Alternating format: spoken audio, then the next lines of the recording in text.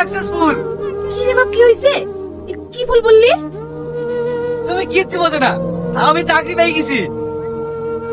এই দেখো আমার অ্যাপয়েন্টমেন্ট লেটার, 3 তারিখে আমাকে জয়েন করতে হবে। আলহামদুলিল্লাহ, আল্লাহ আমার কথা শুনেছে। বাপ, আমি যে আশা করেছিলাম আমার সেই আশা আজ পূর্ণ হলো। 3 তারিখ? সে তো কালকে। হ্যাঁ শ্রাবণী, কাল 3 তারিখ, কিন্তু আমাকে আজকে বেরোতে হবে। তুই আজকেই চলে যাবি?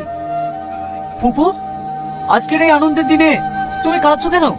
তুমি তো এই দিনটার অপেক্ষায় করছিলে। হ্যাঁ রে বাপ, এই আনন্দের দিনে আমার চোখ কেন কাচ্ছে আমি নিজেও বুঝতে পারছি না। বৌমা, বাবুকে দুটো খেতে দাও গা। ঠিক আছে ফুপু, আসো। কি গো, তুমি কাঁদছো কেন বলো তো? এই তো কিছুদিন বাদ দিয়ে আমি চলে আসবো, আর যতদিন আমি না আসছি তুমি মায়ের কাছে গিয়ে থাকো। কই, আমি কাঁদছি না তো। তুমি ভালোভাবে থাকবে, ঠিক টাইম মতো খাবে, আর নিজের যত্ন নেবে। এই নিয়ে তোমাকে ভাবতে হবে না।